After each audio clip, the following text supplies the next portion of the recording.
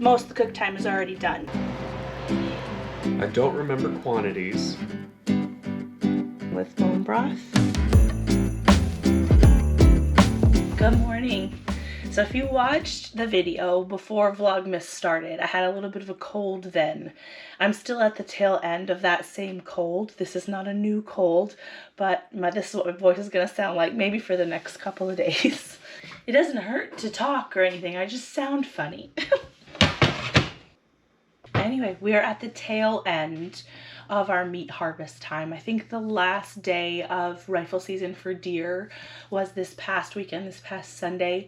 And Levi, I think he went out one day, but he didn't go out on the last day because we still had the deer that he got in the beginning of season to really finish dealing with. So yesterday, I think he put away like 36 pounds of ground meat, and I intended to film it, but I didn't. We still have to put some of it in the freezer. We had to make space in one of our freezers, so it's a blessing. But we are still kind of dealing with some things. We're going to be putting away some jerky today, some coffee, spicy coffee jerky. I do have this goat meat that I need to clean up. I just canned it. There was one whole goat, a mini Nubian that I put into cans, and he took up 7 quart jars plus a little bit. And we have the roaster going with bone broth. So I'm going to put that away today. But repetition is kind of just one of those things with homesteading. Sometimes you're doing the same thing over and over, but it's good. It's still very rewarding. And a lot of it does come seasonally. We don't have this many whole bones and things to deal with all at once. I've made bone broth a ton in the last month or so, but we're going to have a lot of it stocked up.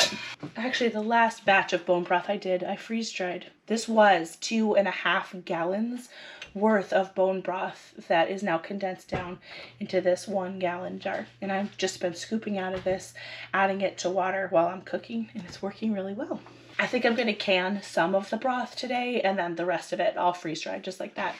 And I still have tallow. These goats that we processed a week or 2 after the first batch of goats, this is their tallow, or suet that I need to break down into tallow.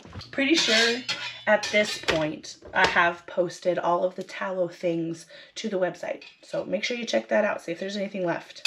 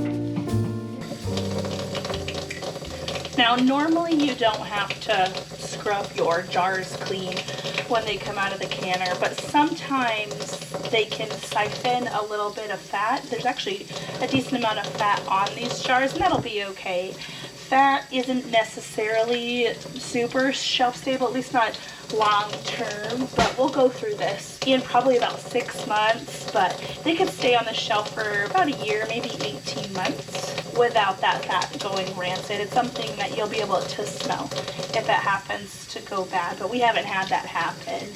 But I do want to make sure that any kind of greasy fat is off the outside of the jar, because obviously that's open to more of the elements. It could attract bugs and things, and it's just not nice.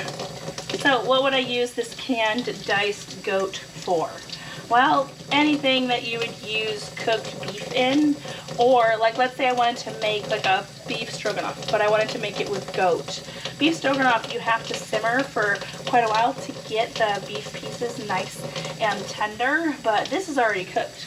I put it in here raw and put it in the pressure canner for 90 minutes, and because of that, this meat is not only cooked, it's super tender, so it would make a dish like beef stroganoff, goat stroganoff, take far less time because most of the cook time is already done.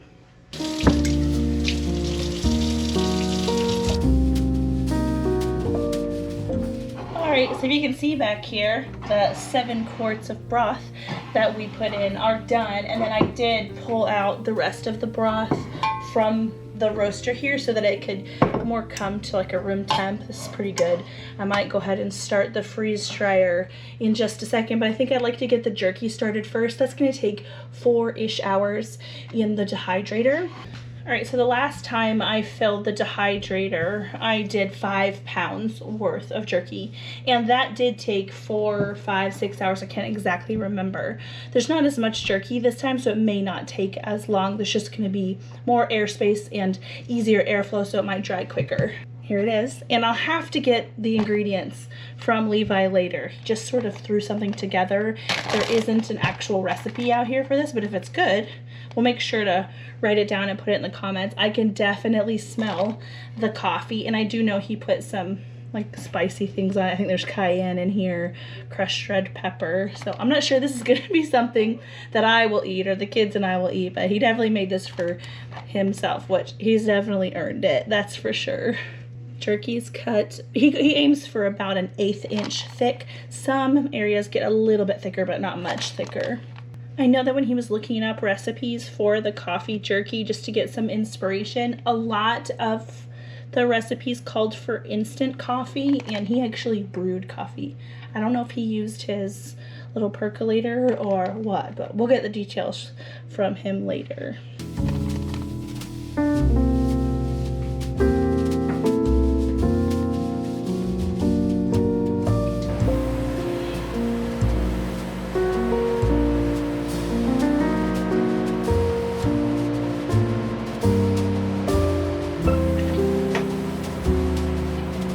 So I think I've done all the things that I wanted to do. The jerky is at 165 in the dehydrator, and I'm gonna keep checking it to make sure that I'm not overcooking it. I don't want crispy jerky. All right, do you want to tell them what's in it first? Because I didn't know. I don't remember quantities because I didn't pay real careful attention to that, but I started with some espresso. It's just regular coffee grounds, but put through a espresso percolator, like stovetop percolator. I wondered if you used that. Just to get a stronger coffee, because it's about probably 6 ounces worth of water, but it's the same amount of grounds that I use to make the 32-ounce French press. So it's just a lot stronger cup of coffee. And then Worcestershire sauce. We're Americans, so sorry. Some hot honey. It's just chili infused honey. Cayenne, crushed red pepper, brown sugar, and I think that was it. Did you do any soy sauce?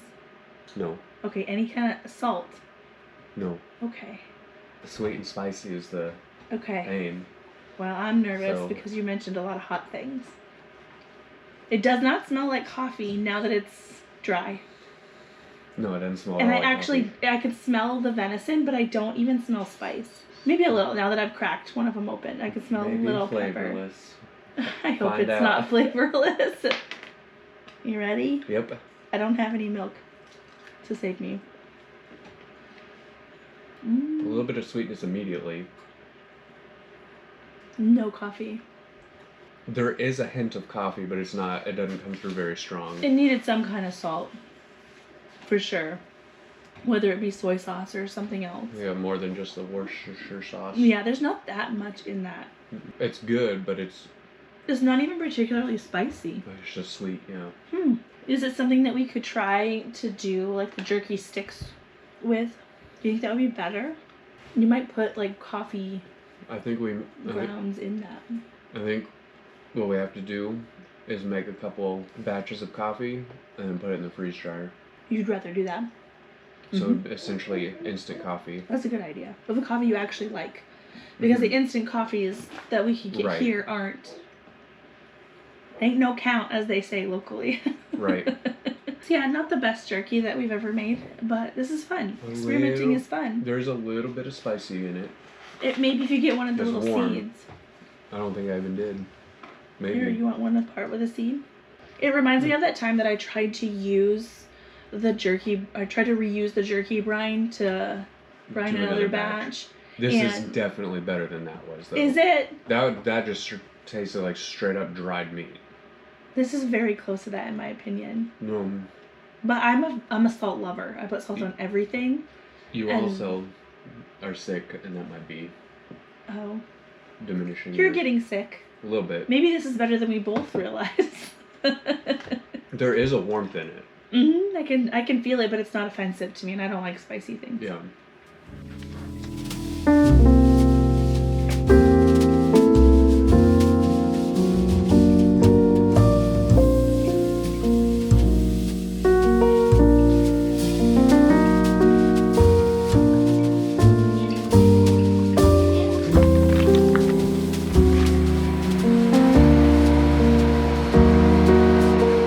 Okay, so the broth is well underway. This should probably finish before I go to bed tonight. If it doesn't, it'll wait for me for the morning. I do have the last tallow going.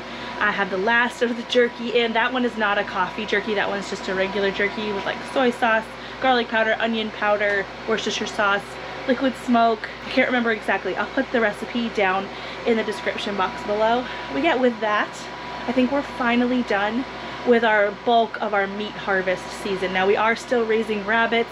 That's got a little bit of a rocky start. I think I'm gonna make a video, but we'll definitely have rabbits at some point, but it's gonna be a little while because they still need to grow out. But that is the big animal meat season all wrapped up, and I'm tired. We're all tired, and so it's a good thing. The freezers are full, and it's a great feeling. I'll see you guys again soon.